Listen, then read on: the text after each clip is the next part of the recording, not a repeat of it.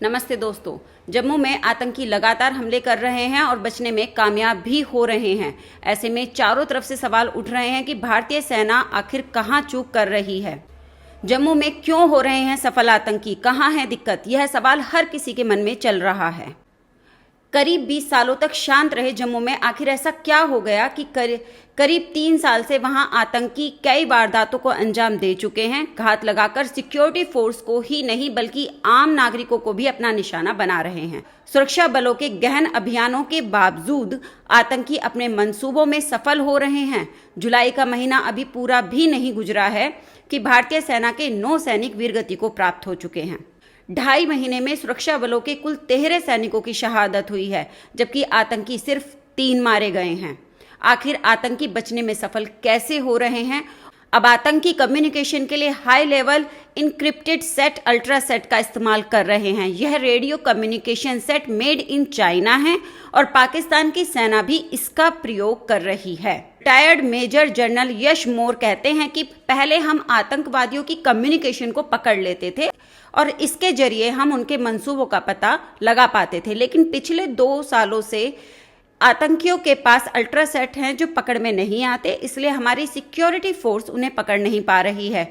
Major general मोर के मुताबिक यह बड़ी वजह है जिससे आतंकी अपने मंसूबों में सफल हो पा रहे हैं, क्योंकि उनकी भनक नहीं लग पा रही है। यानी आतंकियों ने अपनी टेक्नोलॉजी को अपग्रेड कर दिया है। यहाँ सवाल यह भी उठता है, क्या हमारी सेना के पास इतने हाईटेक टेक्नोलॉजी नहीं है जो इनकी कम्युनिकेशन को ट्रेस कर सके? अगर नहीं है तो हमें इस पर ध्यान केंद्रित करना चाहिए। जिस तरह से आतंकी हमला कर रहे हैं उससे साफ है कि वह बहुत ट्रेंड है।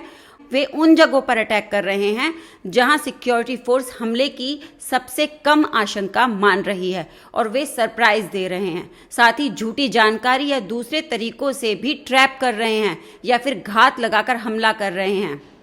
लेफ्टिनेंट जनरल संजय कुलकर्णी ने डोडा पुंछ राजौरी इलाके की टेरेन बताते हुए कहा कि वहां विजिबिलिटी काफ़ी कम होती है और अगर ऊंचाई से कोई घात लगाकर हमला करता है तो सब कुछ उसके पक्ष में जाता है।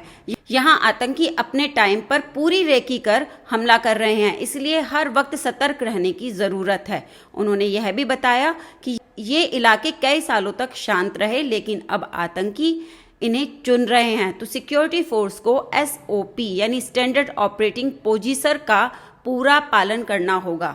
शांत माने जा रहे इलाकों में भी रिस्क नहीं लिया जा सकता और हर वक्त अलर्ट रहने की ज़रूरत है।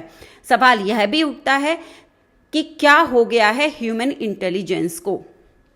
आतंकी जिस तरह वारदात कर भागने में सफल हो रहे हैं उससे ह्यूमन इंटेलिजेंस पर सवाल खड़े हो रहे हैं। विदेशी आतंकी इलाकों में हैं और वारदात कर रहे हैं, लेकिन उसकी जानकारी क्यों नहीं मिल पा रही? देखिए, किसी भी ऑपरेशन के लिए लोकल सोर्स बेहद अहम होता है। लोकल ही सेना के आंख और कान होते हैं। कहीं कोई संदिग्ध व्यक्ति दिख रहा है या कोई ऐसी हरकत दिख रही है तो यह जानकारी सबसे पहले लोकल से ही मिलती रहती थी कि बाहर से कब कोई यहाँ आया या कब कोई क्या करने वाला है। ह्यूमन इंटेलिजेंस पर ध्यान देने की ज़रूरत है। ह्यूमन इंटेलिजेंस बेस कैसे ख़त्म हो गया जबकि इतने सद्भावना के कार्यक्रम चलते हैं? जम्मू कश्मीर पुलिस के समन्वय से क्यों जानकारी नहीं मिल पा रही है? इससे ये भी आशंका जताई जा रही है कि जो लोकल लोग हैं वो शायद आतंकियों को सहायता दे रहे हैं या वो आतंकियों का साथ देने में लगे हुए हैं। माहौल कहीं ना कहीं खराब तो हो रहा है और जिसकी जिम्मेदारी पुलिस सेना के साथ लोकल लोगों को भी लेनी होगी। एक अहम पहलू यहाँ पर यह भी है कि जब 4 साल पहले चीन के साथ तनाव शुरू हुआ तो इस इलाके के सैनिकों को वहाँ भेजा गया। भारतीय सेना की RR force, Romeo, Delta Uniform force के पास यहाँ अलग अलग इलाके का जिम्मा था, लेकिन करीब 4 साल पहले जब ईस्टर्न लद्दाख में चीन के साथ LAC पर तनाव बढ़ा और स्थिति हिंसक झड़प तक पहुंच गई थी, तब यहां से यूनिफॉर्म फोर्स को हटाकर LAC पर भेज दिया गया। यहां से 3 ब्रिगेड जितने सैनिकों को कम किया गया। उनकी संख्या कम होने की वजह से बाकी फोर्स के पास उन इलाकों का जिम्मा भी आ गया जहां यूनिफॉर्म फोर्स पहले तैनात थी। इसका फायदा भी आतंकियों ने उठाया और खुद को फिर से खड़ा करने के लिए काम किया।